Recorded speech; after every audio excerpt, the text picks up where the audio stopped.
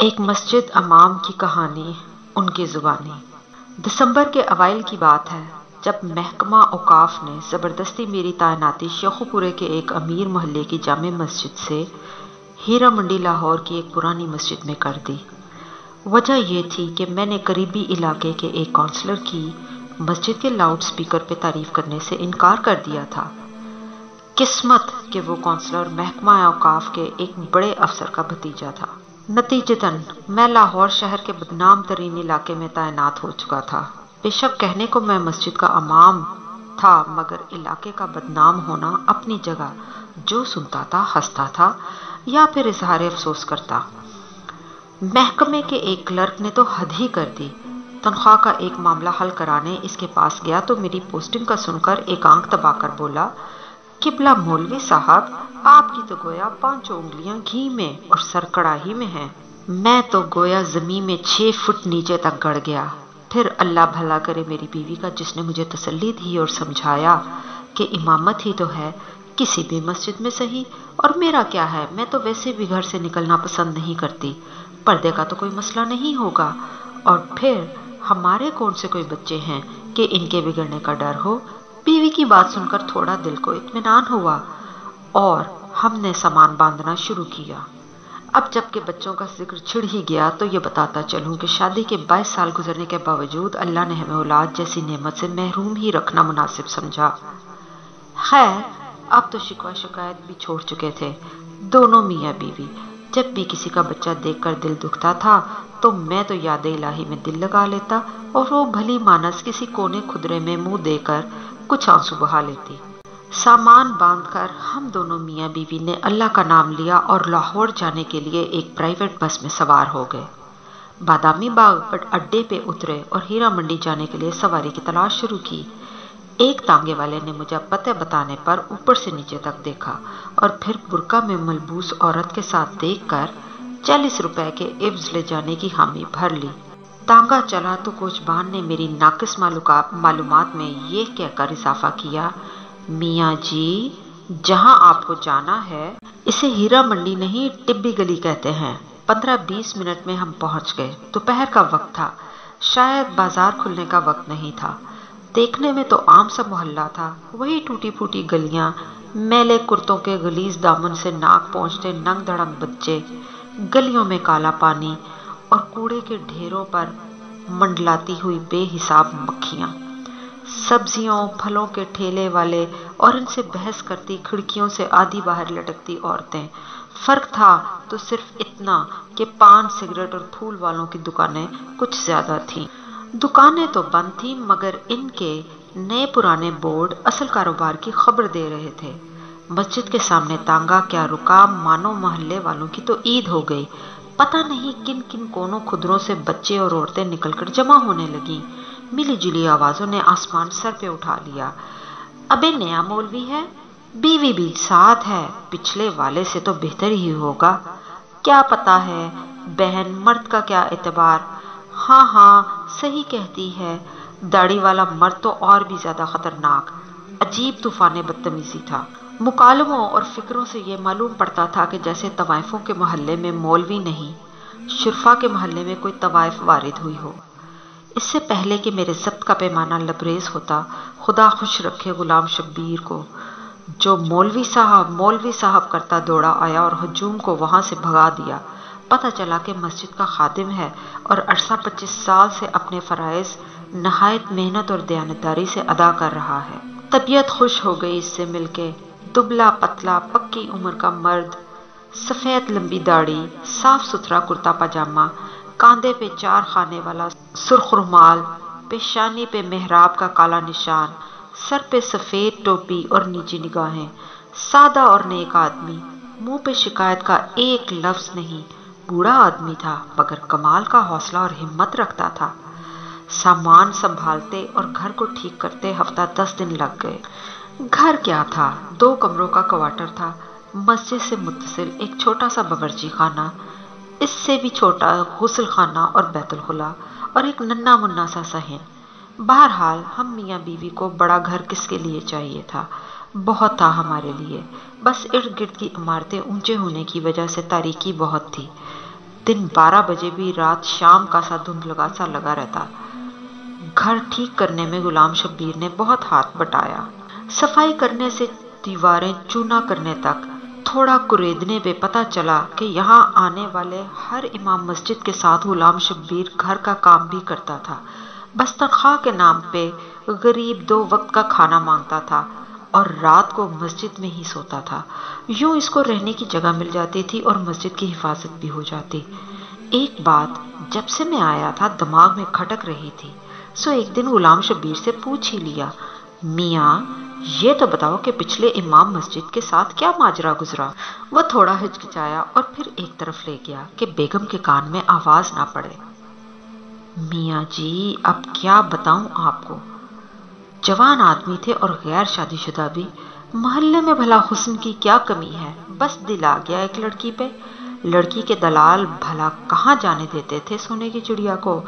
پہلے تو انہوں نے مولانا کو سمجھانے بجھانے کی کوشش کی، پھر ڈرایا دھمکایا، لیکن مولانا نہیں مانے۔ ایک رات لڑکی کو بھگا لے جانے کی کوشش کی، بادامی باغ کے اڈے پر ہی پکڑے گئے۔ ظالموں نے اتنا مارا پیٹا کہ مولانا جان سے گئے۔ غلام شبیر نے نہایت افسوس کے ساتھ ساری کہانی سنائی۔ پولیس وغیرہ؟ قاتل پکڑے نہیں گئے؟ میں نے گھبرا کر پوچھا۔ غلام شبیر ہنسنے لگا، کمال کرتے ہیں آپ بھی میاں جی، پولیس فلا ان لوگوں کے چکروں میں کہاں پڑتی ہے، بس اپنا بھتہ وصول کیا اور غائب۔ اور ویسے بھی کوتوال صاحب تو خود اس لڑکی کے عاشقوں میں شامل تھے۔ لا حول ولا قوت الا باللہ، کہاں اس جہنم میں پھنس گئے۔ میں یہ سب سن کر سخت پریشان ہوا۔ آپ کیوں فکر کرتے ہیں میاں جی، بس چپ کر کے نماز پڑھیں اور پڑھائیں۔ دن کے وقت کچھ بچے آ جایا کریں گے، ان کو قرآن پڑھا دینا، باقی بس اپنے کام سے کام رکھیں گے تو کوئی تنگ نہیں کرتا یہاں۔ بلکہ مسجد کا امام اچھا ہو تو گناہوں کی اس بستی میں لوگ صرف عزت ہی کرتے ہیں۔ غلام شبیر نے میری معلومات میں اضافہ کرتے ہوئے بتایا تو میری جان میں جان آئی۔ انہی شروع کے ایام میں ایک واقعہ ہوا۔ پہلے دن ہی دوپہر کے کھانے کا وقت ہوا تو دروازے پہ کسی نے دستک دی۔ غلام شبیر نے جا کر دروازہ کھولا اور پھر ایک کھانے کی ڈھکی تشتری لے کر اندر آ گیا۔ میری سوالیہ نگاہوں کے جواب میں کہنے لگا، نورا نے کھانا بھجوایا ہے، پڑوس میں ہی رہتی ہے۔ میں کچھ نہ بولا اور نہ ہی مجھے کوئی شک گزرا، سوچا ہوگی کوئی اللہ کی بندی۔ اور پھر امام مسجد کے گھر کا چولہا، وہ تو ویسے بھی کم ہی جلتا ہے۔ بہرحال جب اگلے 2 دن بھی یہی معمول رہا تو میں نے سوچا، یہ کون ہے جو بغیر کوئی احسان جتائے احسان کیے جا رہی ہے۔ عشاء کی نماز کے بعد مسجد میں ہی تھا جب غلام شبیر کو آواز دے کر بلایا اور پوچھا، میاں غلام شبیر یہ نورا کہاں رہتی ہے؟ میں چاہتا ہوں میری گھر والی جا کر اس کا شکریہ کراوے۔ غلام شبیر کے تو احسان خطا ہو گئے یہ سن کر۔ میاں جی بی بی جی نہیں جا سکتی وہاں؟ میں نے حیرانی سے مزید پوچھا تو گویا غلام شبیر نے پہاڑ ہی توڑ دیا میرے سر پہ۔ پیشہ کرتی ہے جی، پیشہ کرتی ہے، یعنی طوائف ہے، اور تم ہمیں اس کے ہاتھ کا کھانا کھلاتے رہے ہو۔ استغفر اللہ استغفر اللہ۔ غلام شبیر کچھ شرمسار ہوا میرا غصہ دیکھ کر۔ تھوڑی دیر بعد ہمت کر کے بولا، میاں جی یہاں تو اب ایسے ہی لوگ رہتے ہیں، ان کے ہاتھ کا کھانا نہیں کھائیں گے تو مستقل چولہا جلانا پڑے گا، اور جو آپ کی تنخواہ میں ممکن نہیں۔ یہ سن کر میرا غصہ اور تیز ہو گیا۔ ہم شریف لوگ ہیں غلام شبیر، بھوکے مر جائیں گے مگر طوائف کے گھر کا کھانا نہیں کھائیں گے۔ میرے تیور دیکھ کر غلام شبیر کچھ نہ بولا، مگر اس دن کے بعد جری کے گھر سے کھانا کبھی نہ آیا۔ جس مسجد کا میں امام تھا، عجیب بات یہ تھی کہ اس کا کوئی نام نہیں تھا، بس ٹبی مسجد کے نام سے ہی مشہور تھی۔ ایک دن میں نے غلام شبیر سے پوچھا، میاں نام کیا ہے اس مسجد کا؟ وہ ہنس کر بولا، میاں جی اللہ کے گھر کا کیا نام رکھنا، پھر بھی کوئی نام تو ہوگا، سب مسجدوں کا ہوتا ہے۔ میں نے کچھ کھسانا ہو کر بولا، بس میاں جی بہت نام رکھے، جس فرقے کا مولوی آتا ہے پچھلا نام تبدیل کر کر نیا رکھ دیتا ہے، اب آپ ہی کوئی اچھا سا نام رکھ دے۔ وہ سر کھجاتا ہوا بولا۔ میں سوچ میں پڑ گیا، گناہوں کی اس بستی میں اس واحد مسجد کا نام کیا رکھا جائے؟ کیا نام رکھا جائے مسجد کا؟ ہاں موتی مسجد ٹھیک رہے گا، گناہوں کے کیچڑ میں چمکتا پاک صاف موتی۔ دل ہی دل میں نے مسجد کا نام رکھنے کا فیصلہ کیا۔ اور اپنی پسند کو داد دیتا اندر کی جانب بڑھ گیا، جہاں بیوی کھانا لگائے میری منتظر تھی۔ اب بات ہو جائے قرآن پڑھنے والے بچوں کی۔ تعداد میں 11 تھے اور سب کے سب لڑکے، ملی جلی عمروں کے 5 سے 11 برس کے بچے۔ تھوڑے شرارتی ضرور تھے مگر اچھے بچے تھے، نہا دھو کے صاف ستھرے کپڑے پہن کر آتے تھے، 2 گھنٹے سپارہ پڑھتے تھے اور پھر باہر گلی میں کھیلنے نکل جاتے۔ کون تھے، کس کی اولاد تھے، نہ میں نے کبھی پوچھا نہ کسی نے بتایا۔ لیکن پھر ایک دن غضب ہو گیا۔ قرآن پڑھنے والے بچوں میں ایک بچہ نبیل نام کا تھا۔ یوں تو اس میں کوئی خاص بات نہ تھی، لیکن بس تھوڑا شرارتی زیادہ تھا۔ تلاوت میں دل نہیں لگتا تھا، بس آگے پیچھے ہلتا رہتا اور کھیلنے کے انتظار میں لگا رہتا۔ نبیل بھی اس دن معمول سے کچھ زیادہ ہی شرارتیں کرتا رہا، کبھی ایک کو چھیڑ کبھی دوسرے کو۔ جب اس کی حرکتیں حد سے بڑھ گئیں تو یکادک میرے دماغ میں غصے کا بھوت سوار ہو گیا اور میں نے پاس رکھی لکڑی کی رحل اٹھا کر نبیل کو دے ماری۔ میں نے نشانہ تو کمر کا لیا تھا مگر خدا کا کرنا ایسا ہوا کہ رحل بچے کی پیشانی پہ جا لگی۔ خون بہتا دیکھ کر میرے سر کا درد بھول گیا اور میں نے گھبرا کر غلام شبیر کو آواز دے ڈالی۔ وہ غریب بھی بھاگتا ہوا آیا۔ وہ بچے کو اٹھا کر پاس والے ڈاکٹر کی کلینک پر لے گیا۔ خدا کا شکر ہوا کہ چوٹ گہری نہیں آئی تھی، مرم پٹی سے کام چل گیا اور ٹانکے نہ لگے۔ خیر، باقی بچوں کو فارغ کر کے مسجد کے دروازے پہ پہنچا ہی تھا کہ چادر میں لپٹی ایک عورت نے مجھے آواز دے کر روک لیا۔ میں نے وہ دیکھا، عورت دہلیز پہ کھڑی تھی، مسجد کے دروازے سے لپٹی رو رہی تھی۔ 40-45 کا سن ہوگا، معمولی شکل و صورت، سانولا رنگ اور چہرے پہ پرانی چیچک کے گہرے داغ، آنکھوں میں آنسو، گالوں پر بہتا کالا سرما، زیور کے نام پہ کانوں میں لٹکتی سونے کی ہلکی سی بالیاں اور ناک میں چمکتا سستا سرخ رنگ کا لونگ۔ چادر بھی سستی مگر صاف ستھری، پاؤں میں ہوائی چپل۔ کیا بات ہے بی بی، کون ہو تم؟ میں نے حیرانگی سے اسے پوچھا۔ میں نورا ہوں مولوی صاحب، اس نے چادر کے پلو سے ناک پہنچتے ہوئے کہا۔ میرے تو گویا پاؤں تلے زمین ہی نکل گئی۔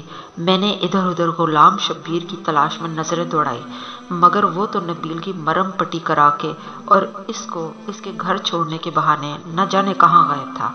جی، اس نے نظریں جھکائے اپنے نام کا اقرار کیا۔ مجھے شرمندگی ہوئی مگر پھر خیال آیا وہ طوائف تھی اور اپنی بری شہرت کی ذمہ دار۔ شرمندگی اس کو ہونی چاہیے تھی، مجھے نہیں۔ پھر اچانک مجھے احساس ہوا کہ میری موتی جیسی مسجد میں اس طوائف کا ناپاک وجود کسی غلاظت سے کم نہیں تھا۔ باہر نکل کر کھڑی ہو، مسجد کو گندا نہ کر بی بی۔ میں نے نفرت سے باہر گلی کی جانب اشارہ کیا۔ اس نے کچھ اس حیرانی سے آنکھ اٹھا کے میری طرف دیکھا کہ جیسے اسے مجھ سے اس رویے کی امید نہ ہو۔ ڈبڈبائی آنکھوں میں ایک لمحے کے لیے کسی انکہی فریاد کی لو بھڑکی، لیکن پھر کچھ سوچ کر اس نے آنسوؤں کے پانی میں احتجاج کے ارادے کو غرق کیا اور بغیر کوئی بات کیے چلی گئی۔ میں نے بھی نہ روکا کہ پتہ نہیں کس ارادے سے آئی تھی۔ اتنی دیر میں غلام شبیر بھی پہنچ گیا۔ کون تھی میاں جی، کیا چاہتی تھی؟ غالباً اس نے عورت کو تو دیکھا تھا مگر دور سے شکل نہیں پہچان پایا تھا۔ نورا تھی، پتہ نہیں کیوں آئی تھی، مگر میں نے وہ بھی ڈانٹ پلائی کہ آئندہ اس پاک جگہ کا رخ نہیں کرے گی۔ میں نے داد طلب نظروں سے غلام شبیر کی طرف دیکھا مگر اس کے چہرے پر ستائش کی جگہ افسوس نے ڈیرے ڈال رکھے تھے۔ وہ بیچاری دکھوں کی ماری اپنے بچے کا گلہ کرنے آئی تھی میاں جی، نبیل کی ماں ہے، بچے کی چوٹ برداشت نہیں کر سکی اور آپ نے اس غریب کو ڈانٹ دیا۔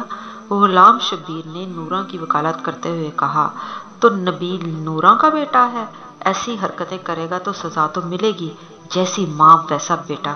میں نے اپنی شرمندگی کو بےہودگی سے چھپانے کی کوشش کی۔ ایک لمحے کو خیال بھی آیا کہ بچہ تو معصوم ہے، پھر میں نے زیادتی بھی کی تھی، مگر پھر اپنے استاد ہونے کا خیال آیا تو سوچا کہ بچے کی بھلائی کے لیے ہی تو مارا ہے، کیا ہوا؟ اور پھر ایک طوائف کو کیا حق حاصل ہے کہ مسجد کے امام سے شکایت کر سکے؟ کتنے بچے ہیں نورا کے؟ میں نے بات کا رخ بدلنے کی کوشش کی۔ مسجد میں پڑھنے والے سب بچے نورا کے ہیں میاں جی، اس کے علاوہ ایک گود کا بچہ بھی ہے، بس اس محلے میں صرف نورا اپنے بچوں کو مسجد بھیجتی ہے، باقی سب لوگوں کے بچے تو آوارہ پھرتے ہیں۔ غلام شبیر کی آواز میں پھر نورا کی وکالت گونج رہی تھی۔ میں نے بھنا کر جواب دینے کا ارادہ کیا ہی تھا کہ کوتوال صاحب کی گاڑی سامنے آ کر رکی۔ خود تو پتہ نہیں کیسا آدمی تھا، مگر بیوی بہت نیک تھی۔ ہر دوسرے تیسرے روز ختم کے نام پر کچھ نہ کچھ میٹھا بھجوا دیتی تھی۔ اس دن بھی کوتوال کا اردلی جلیبیاں دینے آیا تھا۔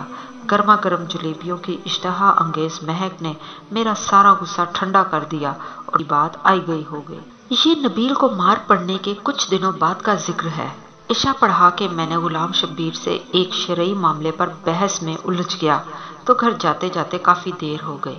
مسجد سے باہر نکلے تو بازار کی رونق شروع تھی۔ بالکنیوں پر جلملاتے پردے لہرا رہے تھے اور کوٹھیوں سے ہارمونیم کے سروں اور طبلوں کی تھاپ کی آواز ہر سو گونج رہی تھی۔ پان، سگریٹ اور پھولوں کی دکانوں پر بھی دھیرے دھیرے رش بڑھ رہا تھا۔ اچانک میری نظریں نورا کے گھر کے دروازے پر جا پڑی۔ وہ باہر ہی کھڑی تھی اور ہر آتے جاتے مرد سے ٹھٹھے مار مار کر گپیں لگا رہی تھی۔ آج تو اس کا روپ ہی دوسرا تھا۔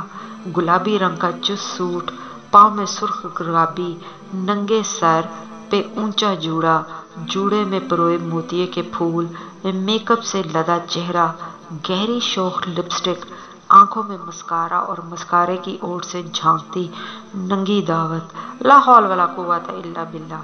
میں نے طنزیہ نگاہوں سے غلام شبیر کی جانب دیکھا۔ آخر کار وہ نورا کا وکیل جو تھا۔ چھوڑیے میاں جی، عورت غریب ہے اور دنیا بڑی ظالم۔ اس نے گویا بات کو ٹالنے کی کوشش کی، مگر اتنی آسانی سے جان چھوڑنے والا نہیں تھا میں۔ یہ بتاؤ میاں، جب اس کے گاہک آتے ہیں تو کیا بچوں کے سامنے ہی؟ میں نے معنی خیز انداز میں اپنا سوال ادھورا ہی چھوڑ دیا۔ میاں جی، ایک تو اس کے بچے صبح اسکول جاتے ہیں اور اس لیے رات کو جلدی سو جاتے ہیں۔ دوسرا، مہمانوں کے لیے باہر صحن میں ایک الگ کمرہ رکھا ہے۔ غلام شبیر نے ناگوار سے لہجے میں جواب دیا، استغفر اللہ استغفر اللہ۔ میں نے گفتگو کا سلسلہ وہیں ختم کرنا مناسب سمجھا، کیونکہ مجھے احساس ہو چکا تھا کہ غلام شبیر کے لہجے سے جھانکتی ناگواری کا رخ نورا کی جانب نہیں تھا۔ اس کے بعد نورا کا ذکر میرے سامنے تب ہوا جب جن دنوں میں اپنے اور زوجہ کے لیے حج بیت اللہ کی غرض سے کاغذات بنوا رہا تھا۔ اس غریب کی بڑی خواہش تھی کہ وہ اور میں اللہ اور اس کے نبی پاک کی خدمت میں حاضر ہوں اور اولاد کی دعا کریں۔ میرا بھی من تھا کہ کسی بہانے سے مکے مدینے کی زیارت ہو جائے۔ نام کے ساتھ حاجی لگا ہو تو شاید محکمے والے کسی اچھی جگہ تبدیلی کر دیں۔ زوجہ کا ایک بھانجا انہی دنوں وزارت مذہبی امور میں کلرک تھا۔ اس کی وساطت سے درخواست کی قبولی کی کاملی امید تھی۔ کاغذات فائل میں اکٹھے کیے ہی تھے کہ غلام شبیر ہاتھ میں کچھ اور کاغذات اٹھائے پہنچ گیا۔ میاں جی، ایک کام تھا، آپ سے اجازت دے تو عرض کروں؟ اس نے ہچکچاتے کہا۔ ہاں ہاں میاں، کیوں نہیں، کیا بات ہے؟ میں نے داڑھی کے بالوں میں انگلیوں سے کنگھی کرتے ہوئے اس کو بیٹھنے کا اشارہ کیا۔ میاں جی، آپ کی تو وزارت میں واقفیت ہے، ایک اور حج کی درخواست بھی جمع کرا دیں۔ اس نے ہاتھ میں پکڑے ہوئے کاغذ میری جانب بڑھا دیے۔ دیکھو میاں غلام شبیر، تم اچھی طرح جانتے ہو کہ میں گھر بار تمہارے ذمے چھوڑ کر جا رہا ہوں، اور پھر تمہارے پاس حج کے لیے پیسے کہاں سے آئے؟ میں نے کچھ برہمی سے اس سے پوچھا۔ نہیں نہیں میاں جی، آپ غلط سمجھے، یہ میری درخواست نہیں، نورا کی ہے، اس نے سہم کر کہا۔ میاں، ہوش میں تو ہو، اب مکے مدینے جائے گی، اور وہ بھی اپنے ناپاک پیشے کی رقم سے؟ توبہ توبہ، میرے تو جیسے تن بدن میں آگ ہی لگ گئی۔ یہ واہیات بات سن کر، میاں جی طوائف ہے پر مسلمان بھی تو ہے، اور وہ تو اللہ کا گھر ہے، جس کو بلانا چاہے بلا لے، اس کے لیے سب ایک برابر۔ اپنی طرف سے غلام شبیر نے بڑی گہری بات کی۔ اچھا، اللہ جس کو بلانا چاہے بلا لے؟ واہ میاں واہ، تو پھر میں درخواست کیوں جمع کراؤں؟ نورا سے کہو سیدھا اللہ کو ہی بھیج دے، میں نے غصے سے کہا اور اندر کمرے میں چلا گیا۔ زوجہ کا بھانجا برخودار نکلا اور اللہ کے فضل و کرم سے میری اور زوجہ کی درخواست قبول ہو گئی۔ ٹکٹ کے پیسے کم پڑے تو اسی بھلی لوگ کے جہیز کے زیور کام آ گئے۔ اللہ کا نام لے کر ہم روانہ ہو گئے۔ احرام باندھا تو گویا عمر بھر کا گناہ اتار کر ایک طرف رکھ دیے۔ احرام باندھا تو گویا عمر بھر کے گناہ اتار کر ایک طرف رکھ دیے۔ اللہ کا گھر دیکھا اور نظر بھر کے دیکھا۔ فرائض پورے کرتے کرتے رمی کا دن آ گیا۔ بہت رش تھا، ہزاروں لاکھوں لوگ، ایک ٹھاٹھے مارتا سفید رنگ کا سمندر، گرمی بھی بہت تھی۔ میرا تو دم گھٹنا شروع ہو گیا۔ زوجہ بیچاری کی حالت بھی غیر ہوتی جا رہی تھی۔ اوپر سے غضب کچھ یہ ہوا کہ میرے ہاتھ سے اس غریب کا ہاتھ چھوٹ گیا۔ ہاتھ کیا چھوٹا، لوگوں کا ایک ریلا مجھے رکیتا ہوا جو پتہ نہیں کہاں سے کہاں لے گیا۔ عجب حالات تھے، کسی کو دوسرے کا خیال نہیں تھا، ہر کوئی بس اپنی جان بچانے کے چکر میں تھا۔ میں نے بھی لاکھ اپنے آپ کو سنبھالنے کی کوشش کی مگر پیر رپٹ ہی گیا۔ میں نیچے کیا گرا، ایک عذاب نازل ہو گیا۔ ایک نے میرے پیر پہ پیر رکھا، ایک نے میرے پیٹ پہ پیر رکھا تو دوسرے نے میرے سر کو پتھر سمجھ کر ٹھوکر ماری۔ موت میری آنکھوں کے سامنے ناچنے لگی۔ میں نے کلمہ پڑھا اور آنکھیں بند کی ہی تھی کہ اللہ کے بندے نے میرا ہاتھ پکڑ کر کھینچا اور مجھے سہارا دے کر کھڑا کیا۔ میں نے سانس درست کی اور اپنے محسن کا شکریہ ادا کرنے کے لیے اس کی طرف نگاہ کی۔ مانو ایک لمحے کے لیے تو بجلی ہی گر پڑی۔ کیا دیکھتا ہوں کہ میرا ہاتھ مضبوطی سے تھامے مسکرا رہی تھی۔ یہ ناپاک عورت یہاں کیسے آ گئی؟ اس کی خرچ کی درخواست کس نے اور کب منظور کی؟ میں نے ہاتھ چھڑانے کی بہت کوشش کی مگر کہاں صاحب، ایک آہنی گرفت تھی، میں نہیں چھڑا سکا اور وہ مجھے اپنے پیچھو کھینچتی ایک طرف لے گئی۔ اس طرف کچھ عورتیں اکٹھی تھیں۔ اچانک میری نظر زوجہ پر پڑی جس کی آنکھوں میں آنسو تھے اور وہ بےتاب نگاہوں سے مجمع ٹٹول رہی تھی۔ ہماری نظریں ملی تو سب کلفت بھول گئی۔ میں دوڑ کر اس تک پہنچا اور آنسو پہنچے۔ کہاں چلے گئے تھے آپ؟ کچھ ہو جاتا تو؟ پریشانی سے الفاظ اس کے گلے میں اٹک رہے تھے۔ بس کیا بتاؤں، آج مرتے مرتے بچا۔ جانے کون سی نیکی کام آ گئی، میں تو پاؤں تلے روندا ہی جا چکا تھا۔ اگر نورا نہ بچاتی، میں نے اس کو تسلی دیتے ہوئے کہا۔ نورا؟ ہماری پڑوسن نورا؟ وہ یہاں کہاں آ گئی؟ آپ نے کسی اور کو دیکھا ہوگا، اس نے حیرانی سے کہا۔ ارے نہیں، نورا ہی تھی۔ میں نے ادھر ادھر نورا کی تلاش کی، نظریں دوڑائی مگر وہ نہ جانے کب کی جا چکی تھی۔ بعد میں بھی اس کو بہت ڈھونڈا مگر اتنے مجمع میں کہاں کوئی ملتا ہے۔ خدا خدا کر کے حج پورا ہوا اور ہم دونوں میاں بیوی وطن واپس روانہ ہوئے۔ لاہور ایئرپورٹ پر غلام شبیر پھولوں کے ہاروں سمیت استقبال کو آیا ہوا تھا۔ بہت مبارک باجی، بہت مبارک میاں جی، بلکہ اب تو میں آپ کو حاجی صاحب کہوں گا۔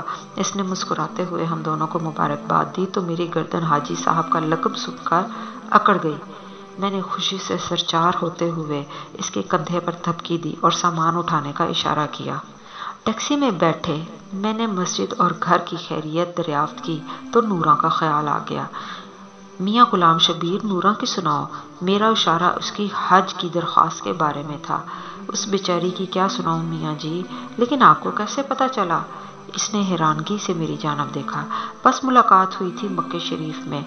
میں نے اس کے لہجے میں چھپی اداسی کو اپنی غلط فہمی سمجھا۔ مکے شریف میں ملاقات ہوئی تھی؟ مذاق نہ کریں میاں جی، نورا تو آپ کے جانے کے اگلے ہی دن قتل ہو گئی تھی۔ اس نے گویا میرے سر پہ بم پھوڑا۔ قتل ہو گئی تھی؟ میں نے جھمبے سے پوچھا۔ میاں جی، بیچاری نے حج کے لیے پیسے جوڑے تھے، اس رات کوئی گاہک آیا اور پیسوں کے پیچھے قتل کر دیا۔ غریب کو ہمیں تو صبح ہی پتہ چلا۔ جب اس کے بچوں نے اس کی لاش دیکھی، شور مچایا تو سب اکٹھے ہوئے۔ پولیس والے بھی پہنچ گئے اور لاش کی پوسٹ مارٹم کے لیے لے گئے۔ ابھی کل ہی تو مردہ خانے سے میت لے کر آیا ہوں، آج صبح ہی تدفین کی ہے اس کی۔ غلام شبیر کی آواز آنسوؤں میں بھیگ رہی تھی۔ قاتل کا کچھ پتہ چلا؟ میں ابھی بھی حیرانگی کی کیفیت میں تھا۔ پولیس کے پاس اتنا وقت کہاں میاں جی کہ طوائفوں کے قاتلوں کو ڈھونڈ۔ اس بیچاری کی تو نماز جنازہ میں بھی بس 3 افراد تھے، میں اور 2 گورکن، اس نے افسوس سے ہاتھ ملتے ہوئے کہا۔ اور اس کے بچے، ان کا کیا بنا؟ میں نے اپنی آنکھوں میں امڑتی نمی کو پونچھتے ہوئے دریافت کیا۔ نورا کے بچے نہیں تھے میاں جی، غلام شبیر نے میرے کان میں سرگوشی کی۔ طوائفوں کے محلے میں جب کوئی لڑکا پیدا ہوتا ہے تو زیادہ تر اسے راتوں رات اٹھا کر کوڑے کے ڈھیر میں پھینک دیا جاتا ہے۔ वो सब ऐसे ही बच्चे थे। नूरा सब जानती थी कि किसके यहाँ बच्चा होने वाला है। बस लड़का होता तो वो उठाकर अपने घर ले आती। कहने को तो वो तवाइफ थी मियाँ जी, मगर मैं गवाह हूँ, गरीब जितना भी कमाती बच्चों पे खर्च कर देती। बस थोड़े बहुत अलग करके हज पर जाने के लिए जमा किए रखे थे, वो भी इसका कातिल लूट कर ले गया। ये बताओ गुलाम शबीर, जब मैंने इसकी दरख्वास्त जमा कराने से इनकार किया तो इसने क्या कहा? मुझ पे हकीकतों के दर खुलना शुरू हो गए। बस मियाँ जी, क्या कहती बेचारी। आंखों में आंसू आ गए। आसमान की जानब हाथ उठाए और कहने लगी कि बस तू ही इस कंजरी को बुला ले तो बुला ले। मुझ पर तो पूछो घड़ों पानी पड़ गया। तासुफ की एक आंधी चल रही थी। हवा के दोष मेरी खताएं उड़ा रही थी। गुनाहों की मिट्टी चल रही थी और मेरी आंखें अंधियाई जा रही थी। आप क्यों रोते हैं मियाँ जी? आप तो नापाक कहते थे इसको। गुलाम शब्बीर ने हैरानगी से मेरी आंखों से तर दाढ़ी देखते हुए कहा। क्या कहूँ गुलाम शब्बीर, क्यों रोता हूँ? वो नापाक नहीं थी, नापाक तो हम हैं जो दूसरों की नापाकी का फैसला करते फिरते हैं। नूरा तो अल्लाह की बंदी थी, अल्लाह ने इसे अपने घर बुला लिया। मेरी नदामत बड़ी हिचकियां बंद होने का नाम नहीं ले रही थी और गुलाम शब्बीर ना समझते हुए मुझे तसल्ली देता रहा। टैक्सी मोहल्ले में दाखिल हुई और मस्जिद के सामने खड़ी हो गई। उतरा ही था कि नूरा के दरवाजे पर नजर पड़ी। एक हजूम इकट्ठा था वहाँ। क्या बात है गुलाम शब्बीर, लोग आप क्यों इकट्ठे हैं? मियाँ जी, मेरे ख्याल में पुलिस वाले ईदी सेंटर वालों को लेकर आए हैं। वो ही लोग बच्चों को लेकर जाएंगे। इन गरीबों की कोई देखभाल करने वाला नहीं है। गुलाम शब्बीर ने कुछ सोचते हुए कहा। मैंने जोजा का हाथ पकड़ा और गुलाम शब्बीर को पीछू आने का इशारा करते हुए नूरा के दरवाजे की जानब बढ़ गया। कहाँ चले मियाँ जी? गुलाम शब्बीर ने हैरानगी से पूछा। नूरा को बच्चों को लेने जा रहा हूँ। आज से वो मेरे बच्चे हैं। और हाँ, मस्जिद का नाम मैंने सोच लिया है। आज से इसका नाम नूर मस्जिद होगा।